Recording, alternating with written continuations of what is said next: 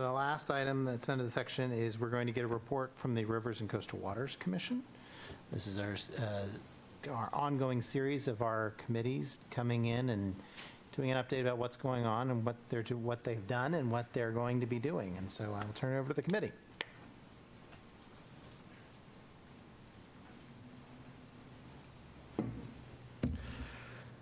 Hello, thank you, Chair Mason and the rest of the council for inviting the Rivers and Coastal Waters Commission to give you a little bit of an idea of what we do. Great. And I also want to thank Councilors Watson, Councilor King, and Councilor Updegraff, because I know you've been working on this for a while, on how to get these committees and commissions better communicating, getting the chairs and vice chairs together, and that is appreciated. Thank you. And I think having us come in here is a great idea to facilitate this process. So the Rivers and Coastal, my name is Marco Melendi, by the way, and I am the chair of the Rivers and Coastal Waters Commission for a little over 3 years now. And initially, the Rivers and Coastal Waters Commission, the RCWC, was enacted in 2014, and it was basically a way to implement recommendations in the harbor management plan, and then also make recommendations to the town council about property usage, coastlines, moorings, things of that nature. We do have regular meetings, monthly meetings at 6 p.m., and they're often in this chamber, or we get bumped upstairs by I think the school board is what bumps us up there. And it's the fourth Wednesday of every month, so you can think November and December, we usually don't get to meet. So there is sort of a gap at the end of the year where we don't meet. And we try to put out minutes for all of our meetings. I think that's important because part of what we do is also providing a service to residents of Brunswick, and watching the long video can sometimes be difficult to find the issue that you want to look at in a meeting like that. And so putting out these minutes allows for people to scroll through quickly. So we try to do that. We list upcoming meetings from the state or other organizations that may highlight some of the issues that we're talking about. So people have, I guess, are pointed towards resources that they could learn more about. We have a Harbor Master report and the Coastal Resource Manager update, as well as we have a little section of legislative updates, so things that might be coming up in the state that could affect, again, some of the issues that we talk about. And the members are appointed by the town council. We have one commercial representative, and I think that has provided a lot of value to the committee because there are some issues regarding tourism and some of the resources that people who are coming through stop and get in Brunswick. It provides a perspective that I would never have gotten without that representation on the commission, so I think that's helpful. We have one member from the Brunswick Marine Resources Committee. That is me. I've been on there for 7 years now, 7 or 8, and that's how I got onto the Rivers and Coastal Waters Commission. We do have a spot for a member from the Conservation Commission. That spot is our only vacancy at the moment, so it'd be great to fill that. One member from the Parks and Recreation Commission, and then 3 citizen representatives. And the idea is to get citizens from different parts of Brunswick. So we don't have 3 waterfront owners. We don't have people that aren't on the waterfront. We kind of have a mix from the town. And then we also have Harbor Master Dan Sylvain and Coastal Resources Manager Dan Devereaux.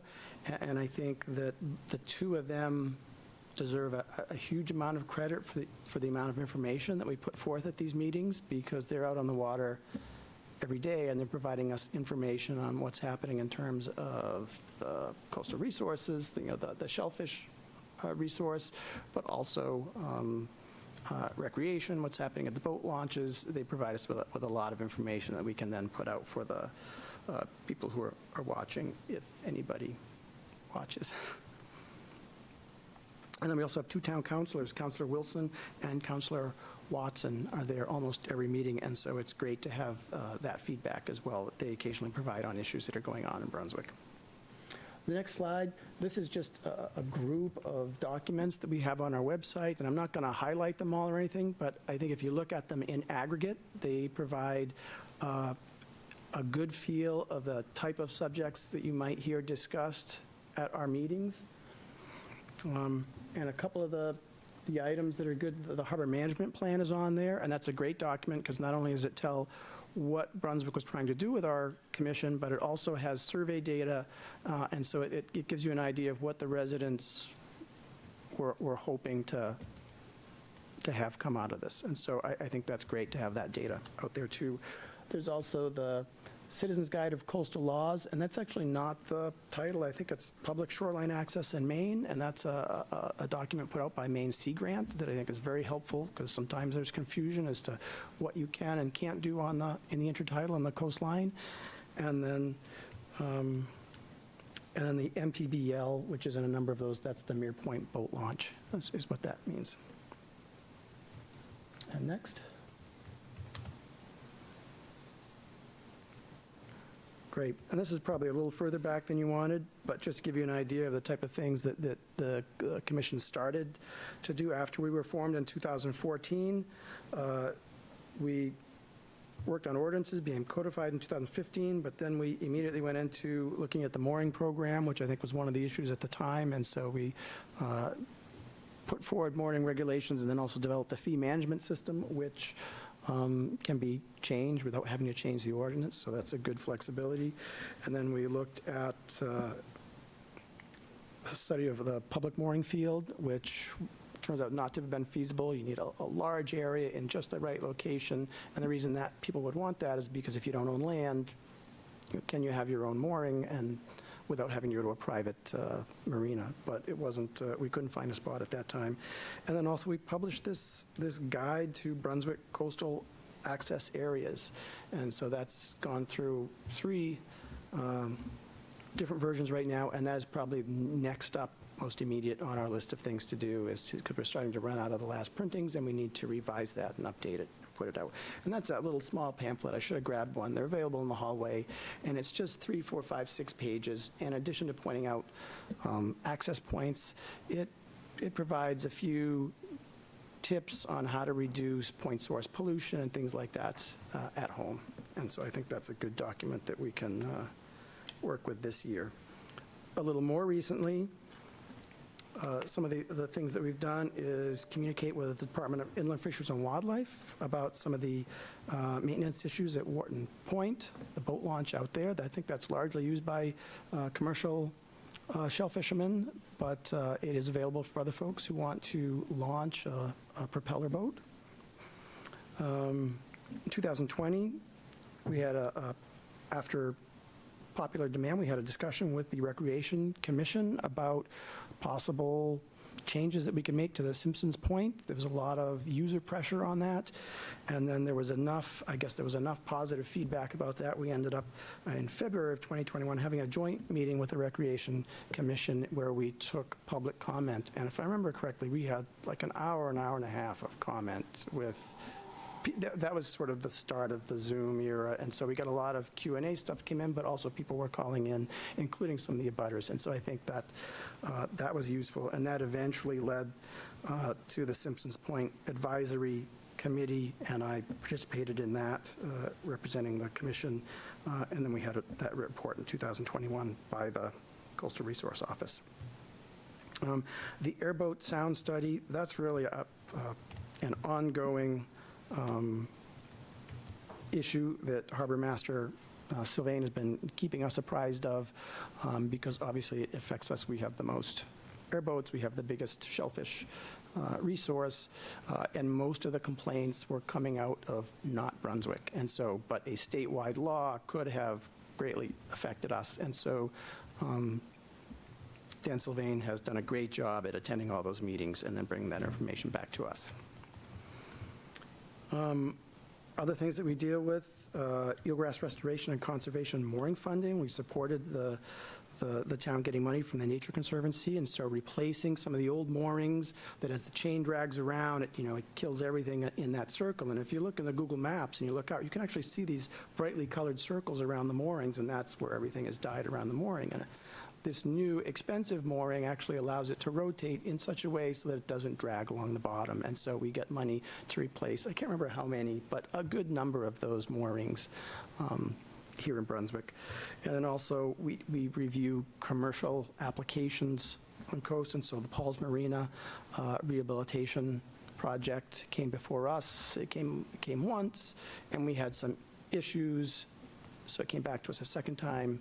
And then we let the planning board know that the issues, that at least the ones that we had been addressed. And then I'm currently on the Marybrook Watershed Implementation Committee, so this isn't something that we're necessarily have an active part in, but I participate on that committee and I bring that information back to the RCWC. And so we are trying to provide anybody that wants to watch or read our minutes with a wide variety of information, anything that could affect waterways and watershed, our coastal resources. Some of the speakers that we've had recently, and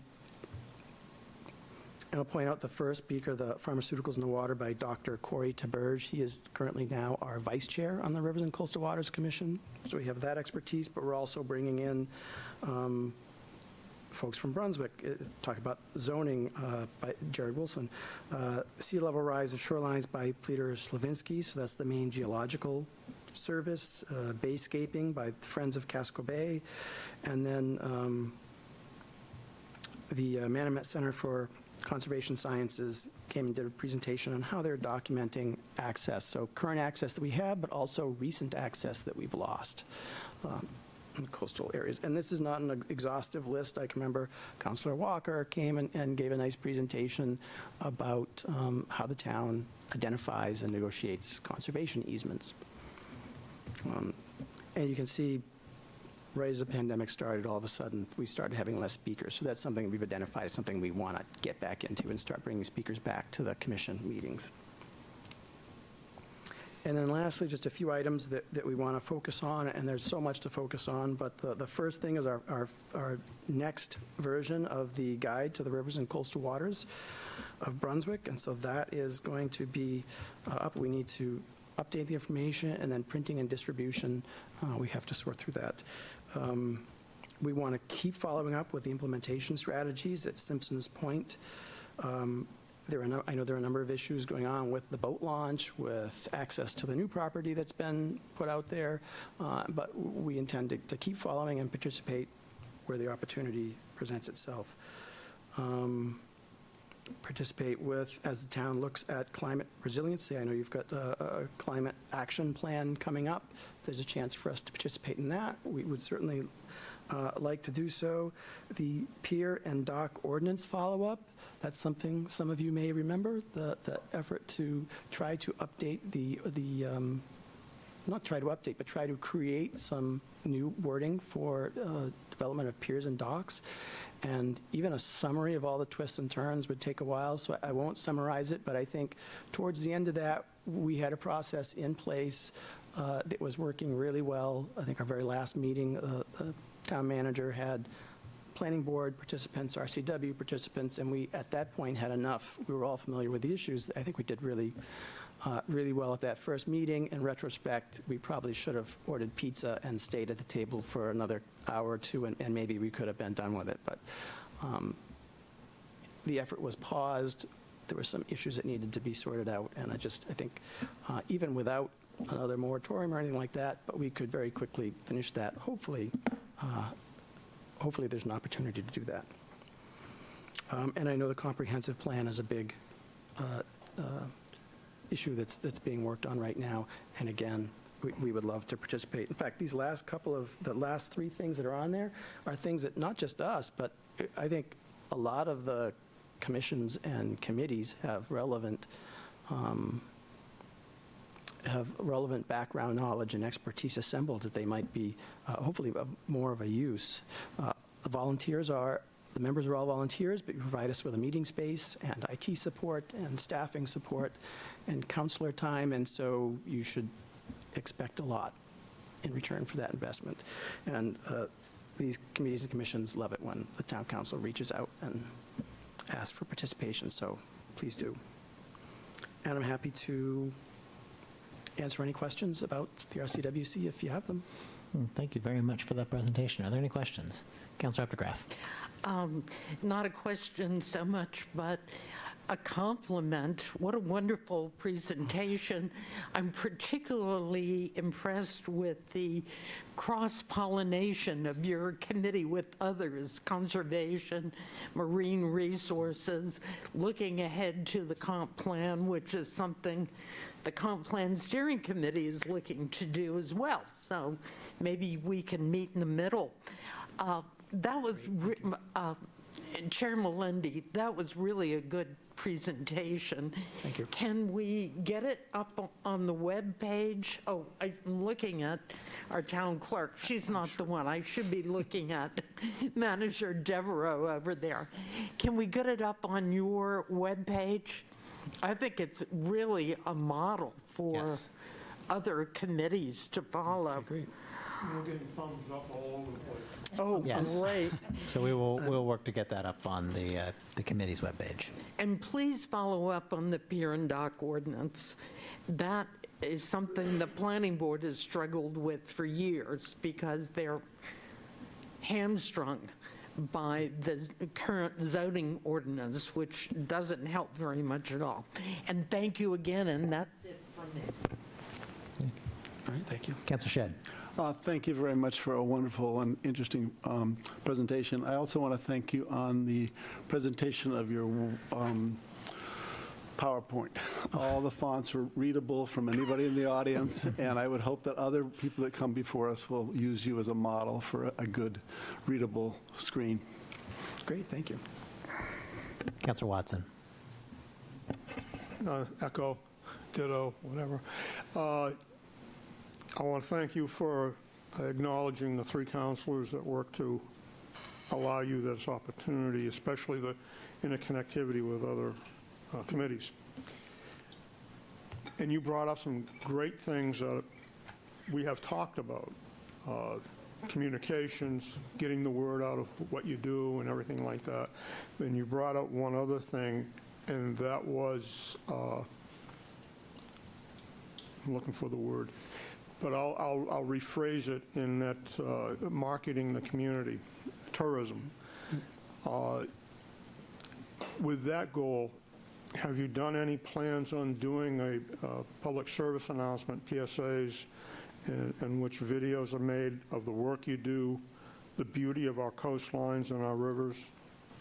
I know Dan has more pictures and photographs than you can carry, even though they're digital. But I think you are an excellent example of the work that you're doing, the interconnectivity between different town committees and the initiative to market or have a piece of the marketing of the town of Brunswick. There are some incredible vestiges on our rivers and our shores that people aren't even aware of, people who live here. Right. And it's way past time that we start marketing ourselves and selling the town of Brunswick. And this would be a great opportunity. If you grab Dan by the ear, he knows how to do it. He's got a cell phone. He does really well with it.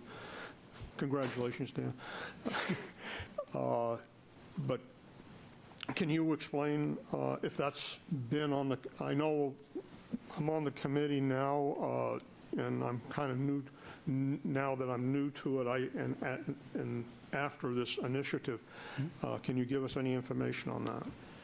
So we don't have plans for producing any material that would be exported to try to bring tourism in, but we have tried to increase our outreach, and we are currently in conversation. One of the things that our vice chair is doing is reaching out to try to get a spot where the Rivers and Coastal Waters Commission can come in and speak to a local radio host so we can talk about some of the issues that we are discussing. So that may not have a huge geographical reach. But the other thing that we would like to do that we've talked about in the past is using the Brunswick's drones to maybe get some nice footage that can highlight, the beautiful coastline. So in addition to having people be able to see that and bring people in, it could also in larger portions could be used as a way to document the change of the coastline. Because if you use Google Earth or Google Maps, you get a very low quality, and if you try to go and compare year after year, the tides are all different, and so it's really hard to do that. But if we were to have our own program of documenting, certainly some of that footage, I think, would be beautiful and would want to make people come and see it for themselves. And so we're happy to try to work towards that goal as well. Follow-up? You're talking along the lines that I'm talking, and we don't have to talk about, because I think all we have to do is produce the video, put it on TV3, and in that process, we go on our social media and our webpage as well. That is the marketing that I'm talking about. Right. I've seen, you've seen in years past drone footage that goes out on public television of different coastal communities, and they've got that narrator going. Maybe we don't need the narrator, but, we could have a lot of Brunswick footage available that's equally beautiful. Yeah, well, we've got to tell them it's Brunswick somehow, so there's got to be Right. something talked about there.